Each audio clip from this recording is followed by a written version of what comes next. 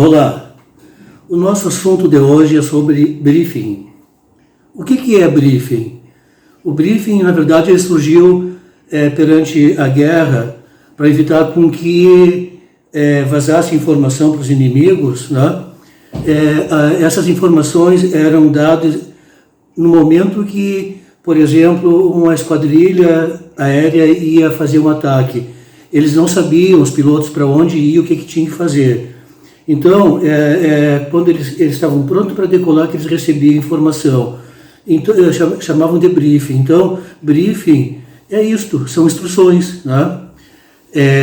Trata-se de uma ferramenta que norteia um trabalho. É muito importante o briefing.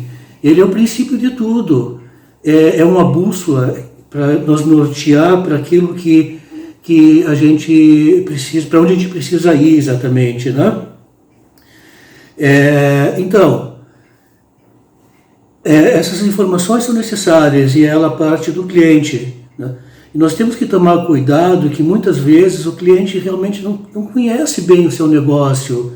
Ele sabe de como funciona dentro da empresa, mas de mercado ele não conhece. Então a gente tem que ser muito atento em fazer essa busca de informação junto ao cliente. A gente tem que saber o que perguntar, na verdade.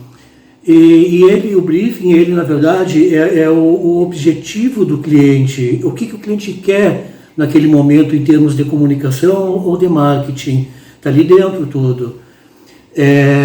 A gente tem que saber o que é o produto ou serviço que ele quer vender, né? Nós temos que saber quem é o público-alvo dele, quem é a concorrência, né? E por fim também, qual é o orçamento disponibilizado para isso, porque a agência precisa lá fazer um projeto de comunicação, um planejamento de comunicação que vai entrar mídias, etc. e tal, e a agência precisa saber qual é o volume de verba para poder botar essa prática, esse planejamento, essas criações dentro da formatação da verba que o cliente vai disponibilizar. Bem, muitas vezes, como já falei, o cliente ele não tem noção quem é o público-alvo. Alguns acham que estão abertos para atender qualquer tipo de pessoas que precisa, né? Não é bem assim hoje em dia. E muitas vezes, quando eu estou lendo um briefing, ele me inspira até na criação, porque eu estou lendo sobre a necessidade do objetivo de marketing do cliente, o público-alvo, vou somando todos esses conhecimentos, forças vigentes do mercado que estão atuando especificamente, como, por exemplo, na questão econômica, alta do dólar, como na questão saúde, pandemia, essas questões todas. Eu vou montando na minha cabeça quando eu estou lendo o briefing, e ali automaticamente eu vou articulando pelo conhecimento, né, do público-alvo, comportamento que ele tem de consumo frente a esse produto ou serviço. É fantástico. O próprio briefing em si, ele vai me dando uma proposta de approach de campanha, ou seja, tema principal da campanha é a criação, né?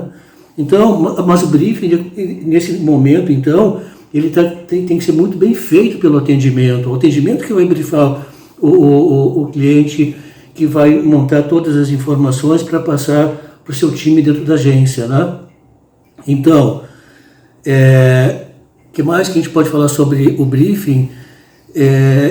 Que ele norteia, assim, os nossos trabalhos, né, de publicidade, propaganda e de marketing, e eles são muito importantes, e mais do que isso, na literatura na literatura desse livro aqui, tudo que você gostaria de saber sobre propaganda e ninguém teve paciência para explicar, né? Este aqui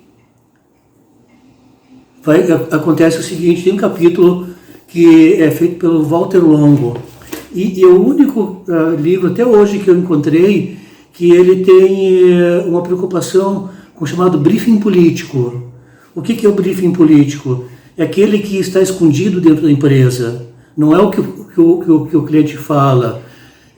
Muitas vezes são questões que eu percebo E são informações que eu busco dos funcionários. Muitas vezes eles trazem queixas para a gente, coisa que o cliente não vai informar.